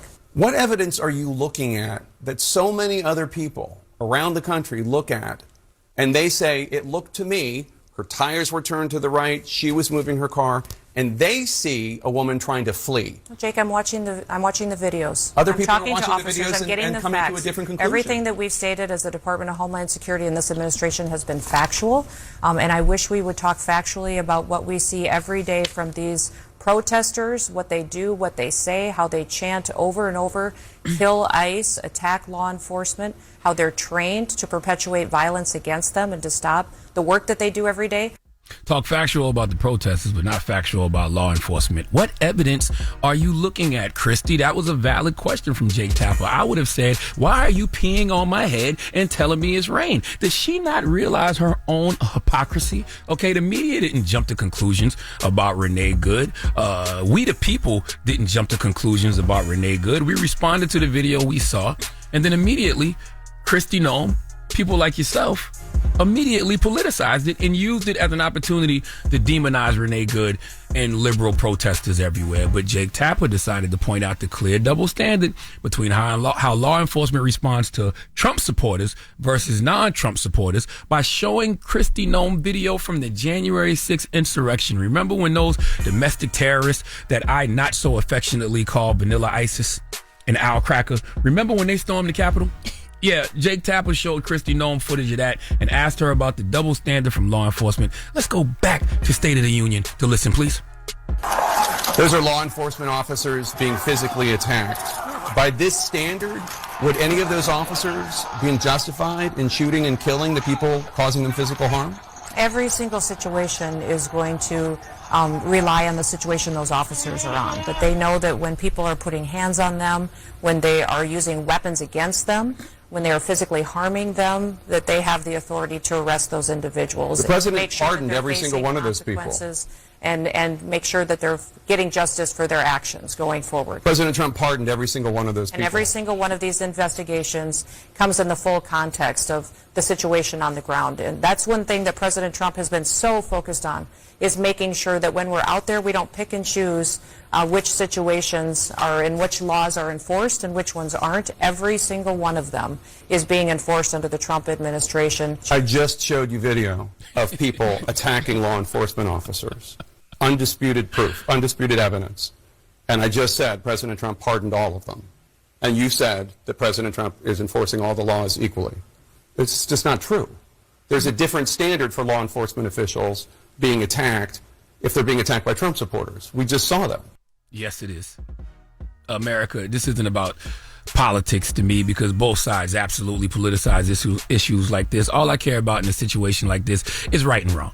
And if we as a people don't know what right and wrong is anymore, it's over. Okay, not that America has ever been held to a high moral standard, but if there is a video that we all can see, a la Rodney King, George Floyd, Eric Garner, okay, now Renee Good, if we all can see a video and see that an injustice happened, why is it so hard to just admit, hey, that was wrong? Listen, ICE agents have a job to do. I get it. ICE has been around for 22 years. Okay, United States Immigration and Customs Enforcement. Okay, Bush, Obama, Biden, Trump. ICE was around under all of them. There have always been massive ICE raids in this country. I don't know how they were doing their ICE raids before, because we didn't have social media back then recording their every move. Okay, and I don't have to agree with how they do their job to know they have a job to do. I want them to do their job lawfully. And I don't want us impeding on them doing their job unlawfully. Okay, I don't know if what Renee Good was doing was unlawful. It didn't look unlawful to me, but I don't know the law. But I do know what I saw didn't warrant her being shot and killed the way she was. And if we can't agree on simple right and wrong scenarios, we are doomed as a society. Okay, right now we can't determine what's wrong in this situation because of good old-fashioned cognitive bias. Okay, this is the time when folks are letting their politics pick sides, and they shouldn't. At some point, we have to have some shared empathy. Okay, shared empathy helps us to bridge divides. All right, politics just leads to more cognitive bias. All right, people tend to favor information confirming existing beliefs. That's confirmation bias, but there should be no confirmation bias in this situation because you got eyes. Okay, you can clearly see what happened to Renee Good was wrong. And we should all be acknowledging it because we don't want it to happen again. All right, we want ICE agents to do their job lawfully, not unlawfully. And we want citizens to lawfully protest against ICE if they see injustice, okay, and not unlawfully interfere in a situation and end up dead. But we can't get to that point if we collectively, okay, if collectively we can't say what happened to Renee Good was wrong. And it's just another example of law enforcement being extra aggressive when they didn't have to be, and using deadly force where deadly force wasn't needed. But instead, we the people are getting peed on and being told it's raining. Please give Kristi Noem the biggest hee-haw. That's ridiculous. Mm-hmm. Yes, it is. It sounds dumb. All right. Well, thank you for that donkey today. But the asparagus is crazy. Because what? Don't pee stink when you eat asparagus? Listen, yes, and women be trying to tell me. It's some girls that be trying to say, "Oh no, I don't never smell my pee when I eat asparagus." Girl, yes you do. Well, it affects everybody differently. So everybody's pee doesn't smell when they eat asparagus. I forgot why, but there's a scientific reason. We need to figure it out. And Seems what like does you it did mean for research the over there, right? Yeah, but like, No, what I does it just mean read. for the women who it do stink for? Because I know I can't even bite a piece of asparagus. Piss me smelling for hours. Jesus Christ. All right. Well, thank you for that donkey of the day. Now, if you're just joining us, we're talking about, I would say, social media couple. That's where we know them from. Desmond Scott and his wife, Christy. They have millions of followers on TikTok, Instagram, X, and all that. And a lot of people followed their lives. We followed as they built their house. They had 2 kids. They met at 14. They got married in 2014. But recently, she filed for divorce. Allegedly, people are speculating that it has to do with infidelity. So you said something behind the scenes about you feel like, what? Break it down.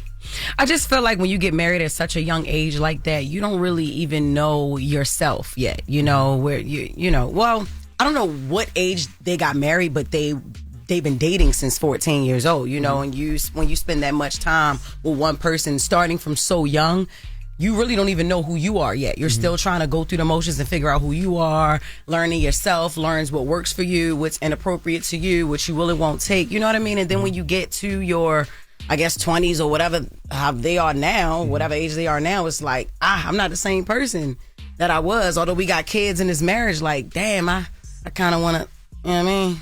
Yeah, but I don't know. The only thing is, and I'm victim to this too, because I met my wife at 15 and 16. We started dating. Very young. And I did have an infidelity. We actually wrote about it in the book. But the problem with that is my wife is my best friend, and because I wasn't grown yet, I wasn't mature enough, I was a young boy, and I stepped out, doesn't make it. I almost lost the best thing in my life. Right. I almost lost my best friend. I almost lost the person that is my confidant, that rides for me, that I know is there for one particular reason, because we ain't had ish together. Like we came up together. So I get what you're saying, but I just think that men have a lot of maturing to do before they say I do. You know what I mean? And that's regardless of 20 years old or being 30 years old. True. I just think that we have, I can't even just say men. I think men and women in certain cases just have a lot of growth to do before you say I do, and understand what love you means, and I love you means. And most times we don't. We say it because we think it's cool, but we step out. And if you really love that person, you wouldn't step out. You wouldn't hurt that person. Yeah, and you know, it does depend, right? Because, you know, if you find your soulmate early and you find, you know, your person early, like that one person may be enough. Correct. You know, it may be, but I don't think too many people find their person at 14. But I also think folks forget you can be with a person that long and outgrow a relationship too. Yeah, that's true too. There are a lot of cheeks in the sea. All right, but also to what Envy is saying, there's nothing another woman can offer you except vagina if you've been with a woman for so long. Because if you've been with a person since you were 14 and you know y'all have grown together and that's your best friend, that's your soulmate, that's your person, the person that knows you better than anybody, ain't really nothing another woman can offer you except vagina, unless y'all outgrow each other and y'all want to be with each other. Right. You know? But let's go to the phone lines. A lot of people on the lines. Hello, who's this? Hi, this is Jessie. Hey. Good morning. Hey, Jesse, talk to us. What's your thought? Well, they've been together for so long and they've known each other since they were 14. I feel like at that age, you really don't know what you want or what to expect from life. I feel like they're both moving in a different direction at this time, and if a separation is needed for them to figure out if they want to even stay married, I feel like that's, valid. Yeah. And that's part of it too. You know, people grow away from each other, and like Charlamagne said, relationships evolve, and sometimes you might not evolve in the way that your partner's evolving. Yeah. Exactly. And sometimes I feel like at 14 you have like this illusion of what you want in a marriage, and you don't really know what it is. Only what you grew up seeing. Right. But as you get older, people, married men and married women know that. Everyone changes, and people evolve separately, or sometimes they evolve together. And unfortunately for them, they're evolving separately. Thank you, Mama. That's it. Hello, who's this? Hi, good morning. This is Jay from Detroit. Jay, what up, girl? How y'all doing? Good morning, Jess, DJ Envy, Charlamagne. Peace. How are you? So I wanted to piggyback off of what Jess said. I agree to a certain degree. I really feel like before getting to marriage, you should have an understanding of oneself. And what I mean by that is career, self-growth, self-love. A lot of times people get into marriages way too fast, and then cheating or, miscommunication become a thing. And, Charlamagne, come on now. We old school, so it's like when you get into a marriage, you understand that, listen, if you're not willing to forgive, then you have no business getting married. That's true. It's going to be a lot of forgiving going on. He going to get on your nerves and you going to get on his. However, we can't hit the divorce button every time something happens. Yeah.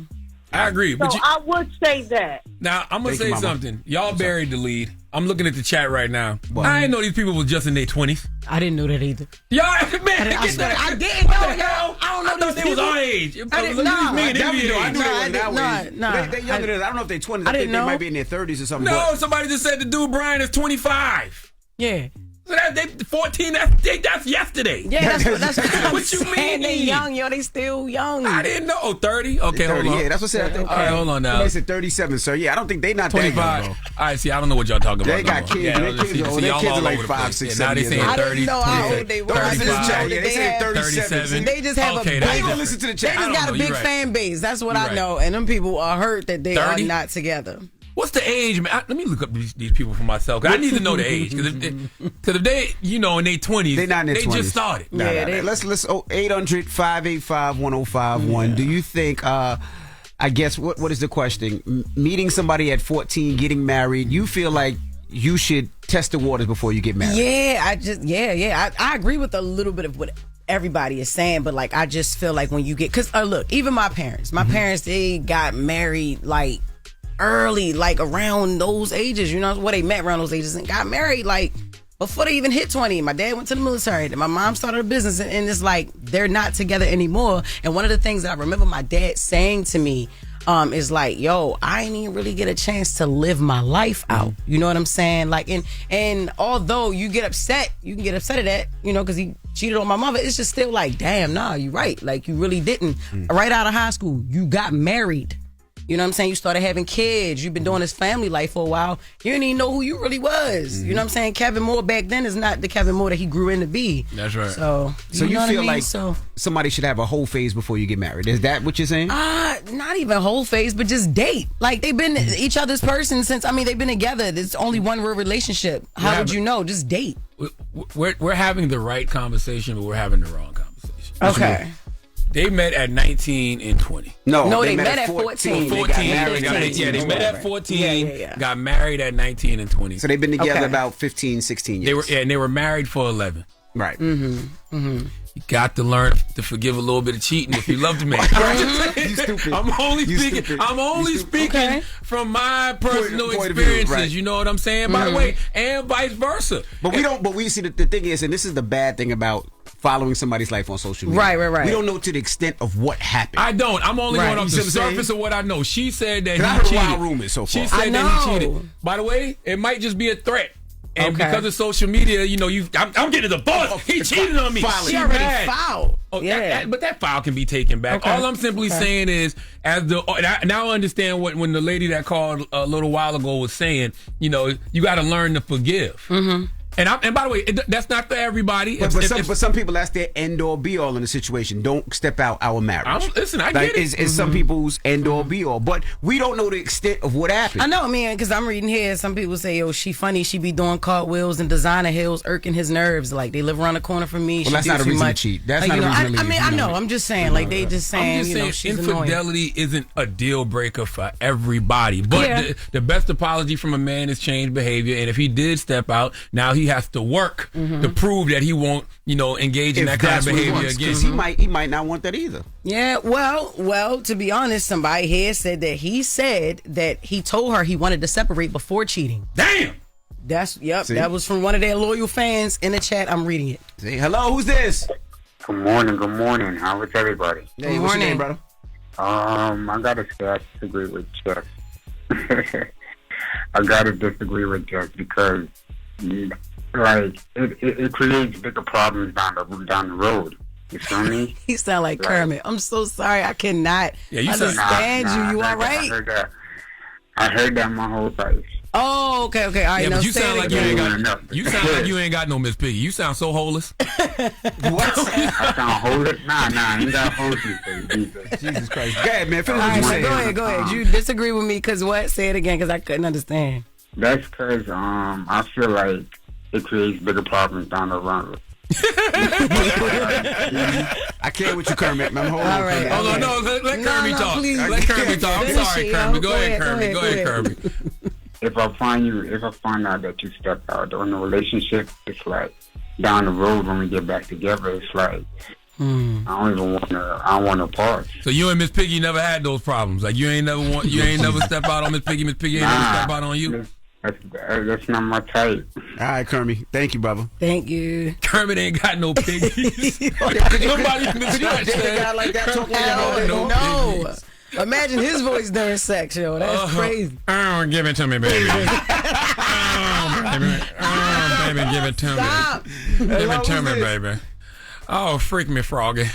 What's the moral of the story, if there is a moral? Is there a moral? I mean, the moral of the story is communication is key. That's what I would think. Yeah. You know what I'm saying? Like, and you know, there is no way to do a little bit of wrong. I think a lot of brothers in these situations, they be like, I've been with her for 11 years, so if I just step out, you know what I'm saying, go do something real quick, come back home, she'll never know. Nah, there's no right way to do a little bit of wrong. And just so I know, you're a damn fool if you step out on your marriage, man or woman, nowadays. Like, the amount of things that I feel like there's cameras everywhere, there's video. When I be seeing stuff now, I be like, you can't be that stupid. Always feel like it's a setup.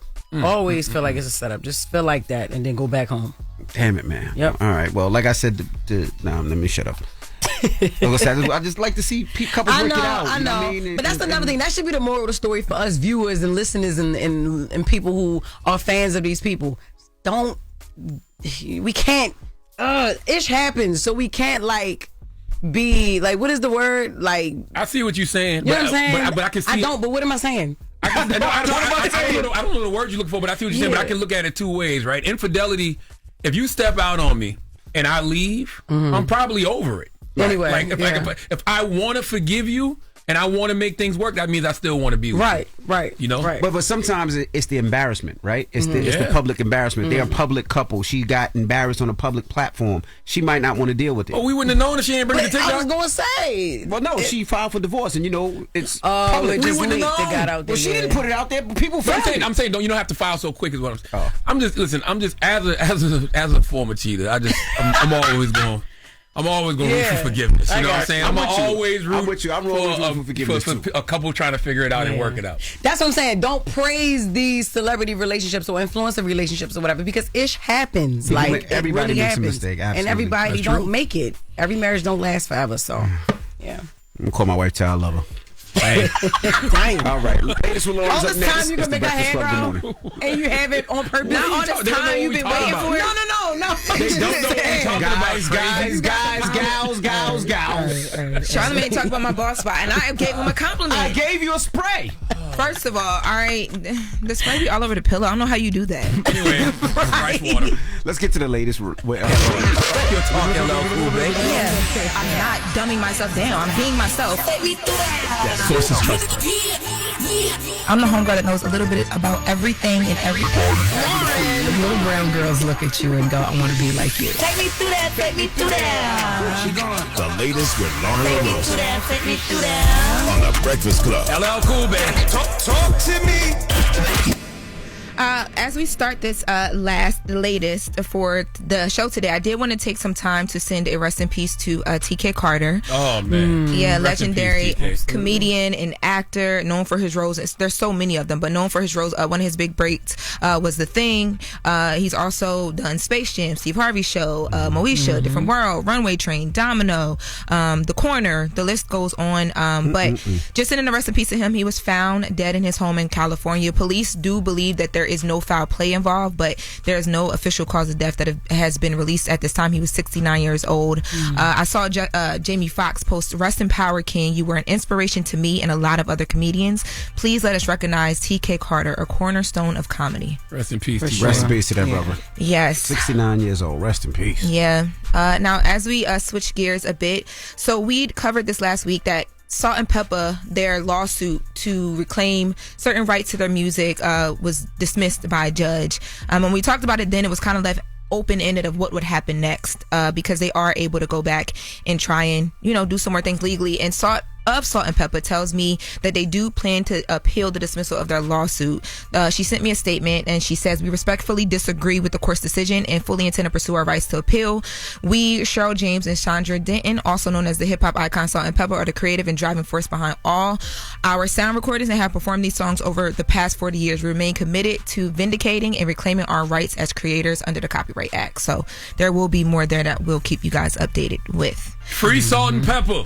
Basically. Or whatever. Basically, get them their masters back. I had to ask Envy. I had to come here after I talked to her. I'm like, what did Charlamagne do or say to her at one point? Because she was like, make sure Charlamagne's being nice up there. We need public support. I'm like, he's being so nice. People always say that about me. That's just a prerequisite that they All say. the time. Tell Charlamagne be nice. I'm always nice. No, but I let her know, though. Masters, man. They deserve their masters back. There's been nothing like, from I don't support, understand why support. you holding on to Salt and Pepper's masters after all these years. Yeah. Like at some point, you have to have some just morality to say, yo, decency man, to yourself, right? Yeah, yo, give them their we've masters made back. enough money off these people. Yeah.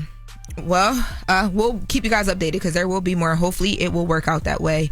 Now, in other news, so R. Kelly's daughter sat down with Reginae Carter, who is the daughter of Lil Wayne. So Reginae has this show, and I really think that this is such a good pocket for her to be in. She does amazing on her show. It's called Airtime, and she sits down with other celebrity children to talk through their experiences as celebrity kids. Love it. Not just the kids, right? Because she sat down with Wayne and moms. her parents. Yeah, her parents were on there and as well too. Yeah. But the premise of it is like, here's a look into the celebrity life, but also the kid of a celebrity. Who's like, you know what I mean? So She there's ain't bring JoJo Simmons on there yet.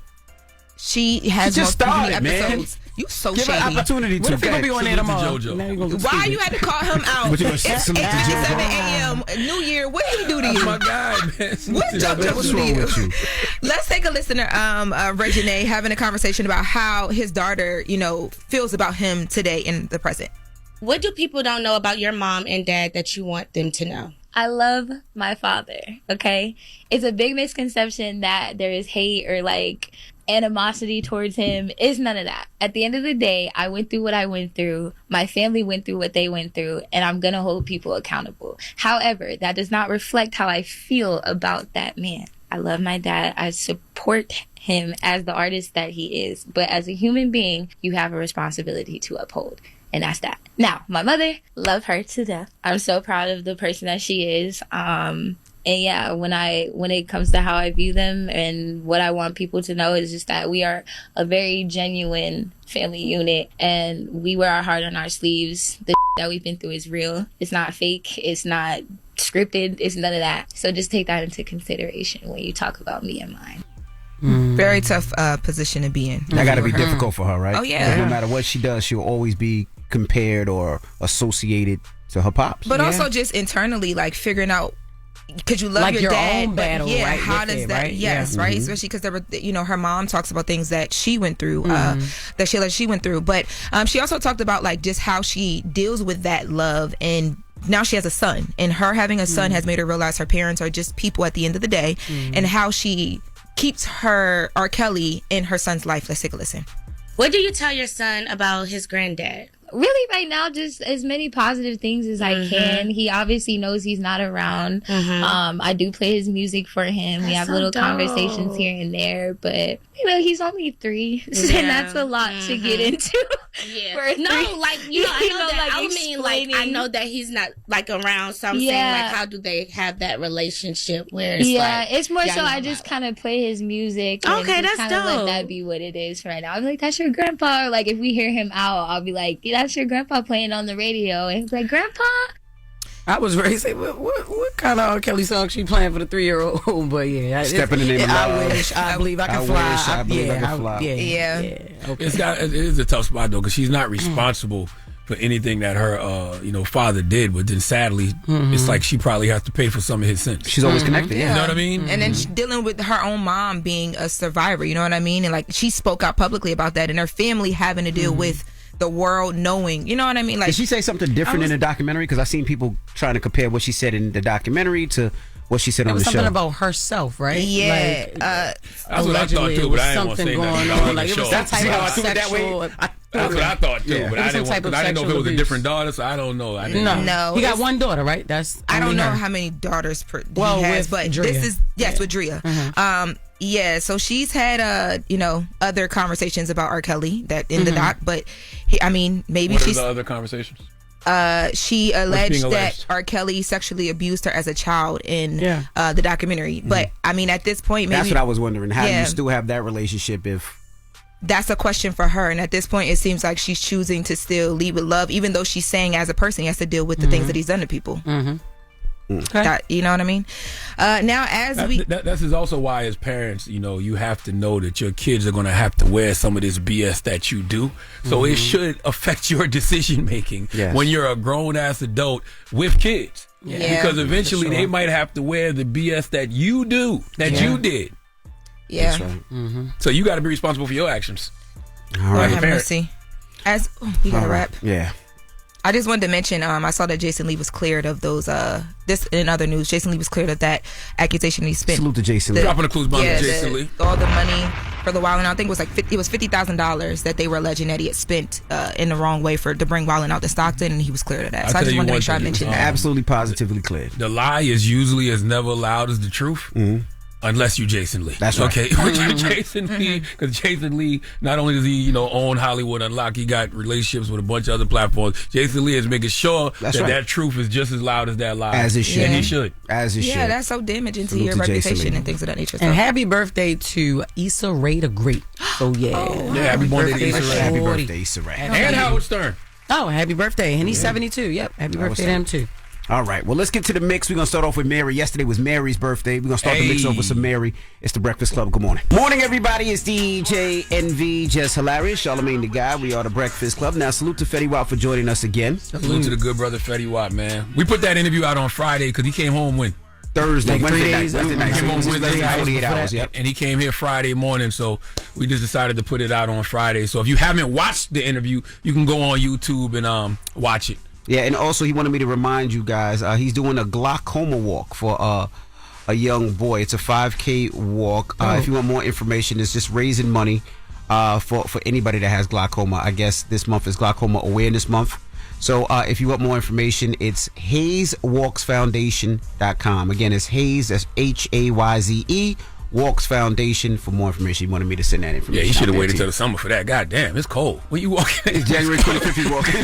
Shut up. For a good cause, man. It is. For a good cause. Damn. And also, I want to tell everybody, I just told y'all to go to YouTube and watch the Fetty Wap interview. I want to remind y'all to go to Netflix, type in Breakfast Club, and set your reminders, because starting on January 26th, those full conversations like Fetty Wap will be available on Netflix. So go to Netflix right now, set your reminders for Breakfast Club, because starting January 26th, those full conversations will be on Netflix. That's right. Now, salute. I just want to salute to all the nurses out there. I know we spoke about it earlier. The nurses are actually protesting right now. So they are protesting. They're trying to get their contract re-signed. So they're out there. So if you're out and about and you see some nurses protesting, honk your horn, show them love, show them some support. I seen one of them hit me in my Instagram. And they wanted me to DJ out there to give them some kind of. This morning? Yeah, this morning. Okay. I just seen it now, but I would have loved to go out there and DJ for a little bit to give them some encouragement and to say that we encourage all the nurses out there. I'm definitely salute to all the nurses, man. Nurses are important. To be honest with you, I don't even understand why we be arguing and debating about paying people like nurses more money. Like that's the thing about America that I just don't ever understand. Our essential workers, our public servants, the people that actually make the world go around, they should be getting paid top dollar. I agree. Teachers, the nurses, police officers, the firefighters, the garbage men, those are the people that should be getting paid top dollar. But even if you think about the nurses and the doctors, they're helping people that are sick. So they possibly get sick all the time. Yeah. All the time. But they still come to work each and every day. They deal with people, whether they're crying, whether they have nasty attitudes, whether they have insurance, whether they don't, whether they're good people or not. Their job is to make sure people are okay, and they do a great job. So and salute to all the now nurses out there. they have to risk getting sick going to protest outside in 30-degree weather because their pay is not what they value at. It's just wild. That's crazy. Salute to all the nurses. You got something coming up? Yes. This weekend, I'm going to be in Columbus, Ohio, this Friday and this Saturday, y'all. So these are my first shows for 2026. So make sure you get your tickets at JessHilariousOfficial.com. Meet me at the Funny Bone Comedy Club in Columbus, Ohio. We got 4 shows this weekend plus merch. Love you guys. All right, Charlamagne, you got a positive note? I do, man. It's a quote from Norton Juster. I love this quote. He says, never feel badly about making mistakes. You must never feel badly about making mistakes as long as you take the trouble to learn from them. For you often learn more by being wrong for the right reasons than you do by being right for the wrong reasons. Have a great day. Breakfast Club, bitches. Y'all finished or y'all done? Woke up. Wake you up. Wake that ass up. Program your alarm to Power 105.1 on iHeartRadio.